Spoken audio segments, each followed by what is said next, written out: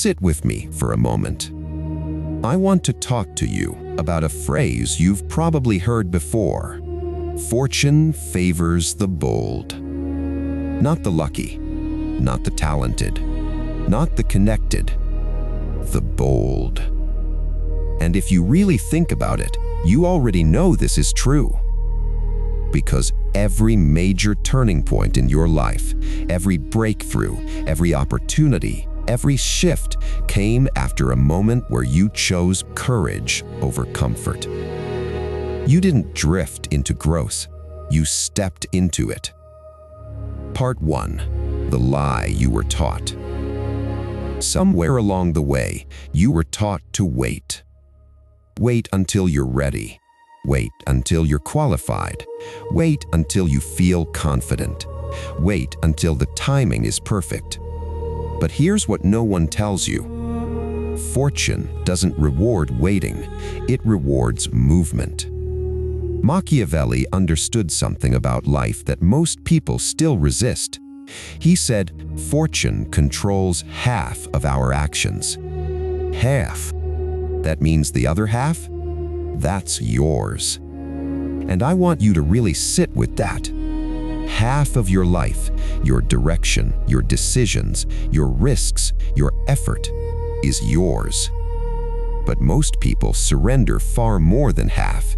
They blame timing, they blame the economy, they blame their upbringing, they blame their fear. And maybe you've done that too. I'm not judging you. I'm asking you. How many times have you said, I'll start when I feel ready? I'm sure you relate to this, so if you do, comment, I'm done waiting. It's time to move. Because readiness is a myth. Boldness creates readiness. Part 2. Boldness is not loud. Now let's clear something up. Bold doesn't mean reckless. Bold doesn't mean arrogant. Bold doesn't mean impulsive. Bold means decisive. It means you see the fear and move anyway. It means you understand the risk and calculate it instead of running from it. Boldness is internal. It's that quiet moment when you decide, I'm going to do this. Even though your hands are shaking, even though your voice cracks, even though you're unsure. Boldness is choosing action before certainty.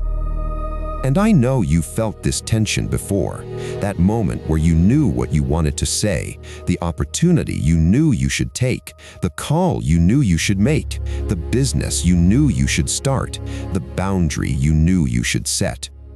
But you hesitated. And what happened? The moment passed. Fortune moved on. Because fortune moves fast, it responds to movement, not hesitation. Part 4. Fortune tests you first. Here's something powerful. Fortune doesn't announce itself. It tests you. It shows up disguised as risk, as discomfort, as uncertainty, as responsibility. And most people reject it because it doesn't look safe. You want a better career? The opportunity might look like extra work, like criticism, like starting at the bottom. You want a better relationship? It might look like vulnerability, like honesty, like having a difficult conversation. You want growth? It looks like exposure, like failure, like stepping into the unknown. Fortune asks, are you bold enough? And if you hesitate too long, it goes to someone else. You've seen this happen. Someone less talented, less experienced, less prepared. But they acted, and now they have what you once considered. Not because they were better, because they were bolder. I'm sure you relate to that moment, so if you do, comment, next time I move. Part 5. Why boldness feels dangerous.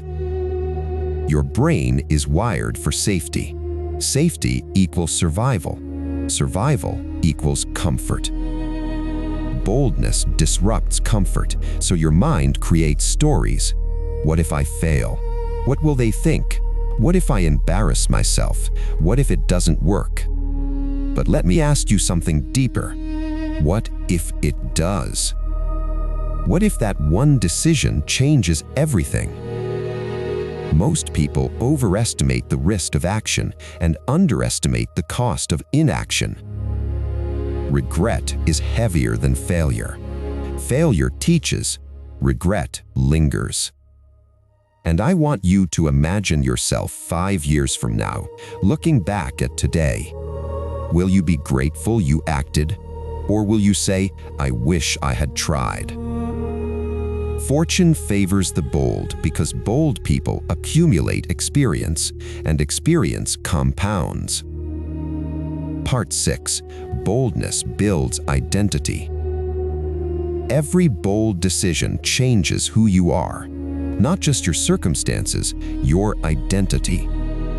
The first time you speak up, the first time you invest in yourself, the first time you say no, the first time you take the leap, you're no longer the hesitant version of you. You become someone who moves. And once you see yourself as someone who moves, your standards rise. You stop negotiating with fear. You start negotiating with strategy. This is what Machiavelli meant about shaping destiny. Fortune is unpredictable, but bold people position themselves repeatedly. They increase their surface area for opportunity. They knock, they ask, they build, they initiate, they attempt. Most people wait for a door. Bold people build one. Part 6. You already know where you're playing small. Let's make this personal. Where are you hesitating right now? There's something, you know it. The conversation, the application, the creative project, the fitness goal, the relocation, the investment, the boundary. You've been circling it, analyzing it, talking about it, planning it, but not acting on it. Why? Because action removes the fantasy. It makes it real, and real means measurable, and measurable means possible failure. But here's the truth. Doing nothing is still a decision. You're either building momentum or building excuses. Fortune can't reward excuses. Part 7. Boldness is a habit. Here's the good news. Boldness is trainable. It's not personality, it's practice. Start small. Say the thing. Send the message. Raise your rate. Post the content. Wake up earlier. Make the ask. Each small, bold act rewires you. Confidence doesn't create boldness. Boldness creates confidence. You don't feel your way into courage. You act your way into it. And once you do this consistently, something shifts. Opportunities appear more often. People treat you differently.